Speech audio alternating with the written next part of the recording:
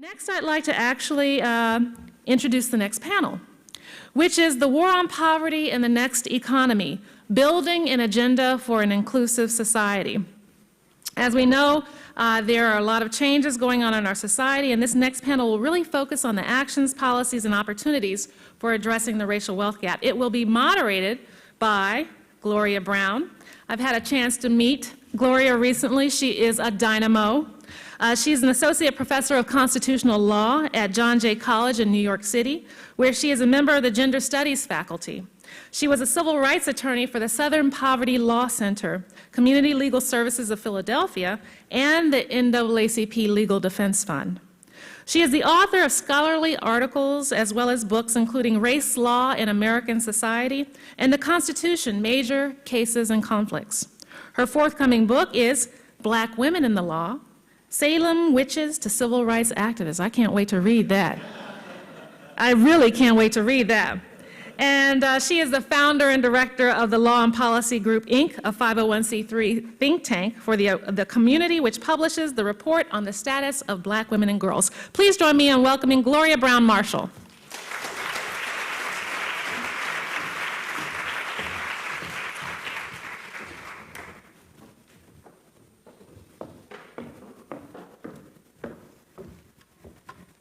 Good morning. I am so pleased to be here and to be a part of a wonderful panel.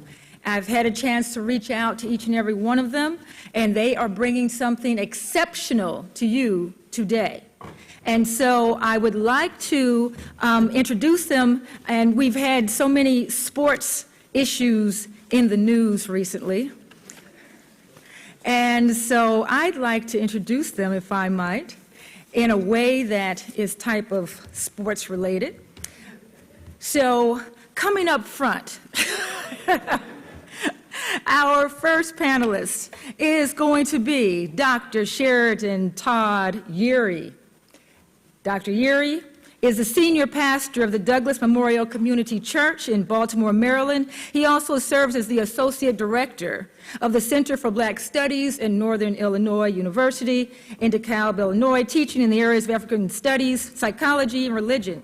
Dr. Yeary serves as a consultant to organizations dealing with change in an era of fewer resources through his company, REAL, R-E-A-L Initiatives, Inc. And so we have with us Dr. Yeary, and Dr. Yeary is going to speak around the issue of property. So we welcome him.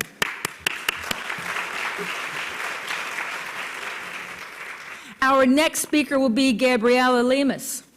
And Gabriela Limas leads the Progressive Congress's efforts to chart a vision and strategic direction in close alignment with the vision of the Congressional Progressive Caucus. Prior to her appointment, Dr. Limas was the first woman to hold the position of Executive Director of the Labor Council for Latin American Advancement, as well as the first woman to chair the National Hispanic Leadership Agenda. Dr. Limas has appeared in both English and Spanish language, C-SPAN, CNN, MSNBC, NBC's Hardball, and Fox. So she brings a wealth of knowledge regarding labor to the table. And Dr. Limas, welcome and thank you. Next, we have Thomas Shapiro.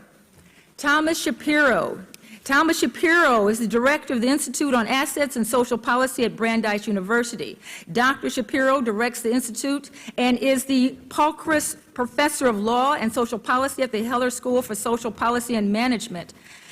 Professor Shapiro's primary interest is in racial inequality and public policy. He is a leader in the asset development field with particular focus on closing the racial wealth gap. I've had a chance to read his work, The Roots of the Widening Racial Wealth Gap, Explaining the Black-White Economic Divide, which statistically validates 5 fundamental factors that together largely explain why there is a divide in assets and wealth between white and black households. It's very interesting. There's a summary that is online that one can read, and I think it would be very enlightening, and it's also quite accessible.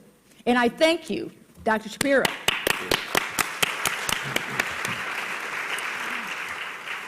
And next we have with us Derek Hamilton.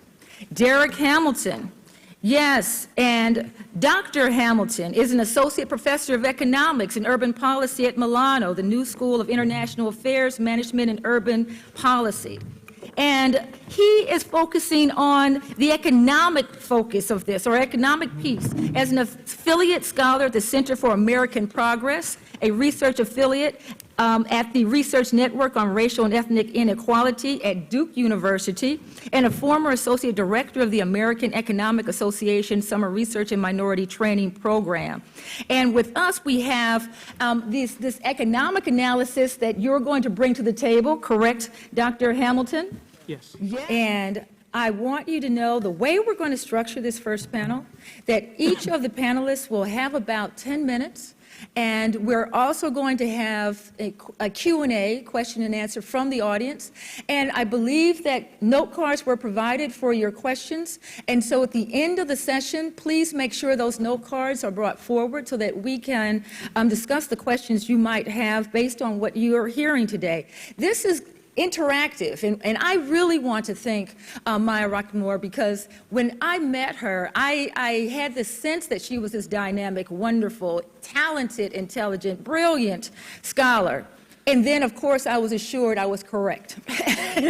And not by her, but by myself. And I don't use those words easily, because to mix passion with expertise is something that's taking place with this summit.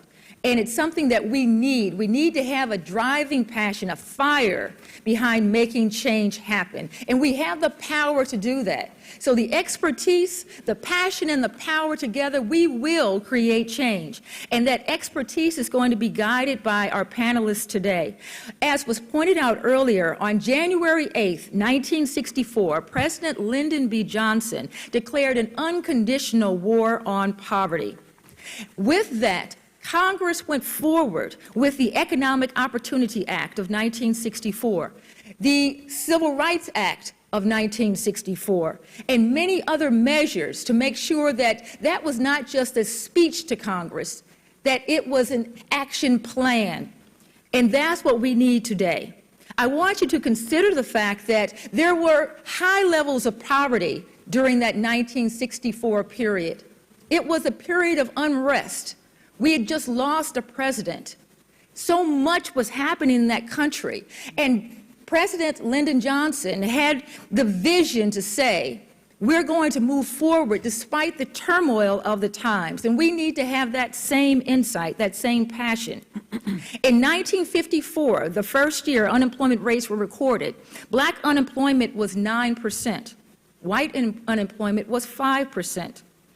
Today, the jobless rate is hovering around 6.9%, but we have 12.6% in the African-American community, and in some teenage communities is as high as 25%.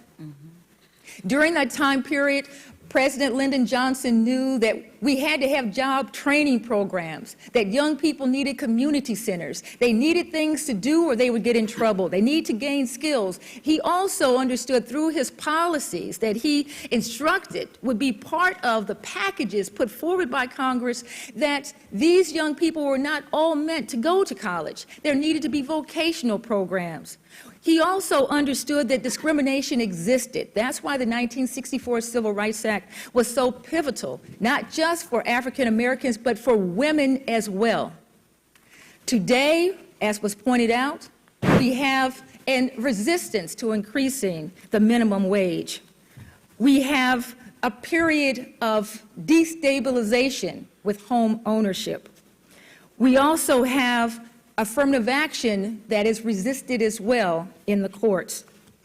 We have to look at what we need today as the problem. The panelists will point that out, but the focus is going to be on the solutions. And so as we begin that discussion, let us start with Dr. Yuri, Senior Pastor, Douglas Memorial Community Church.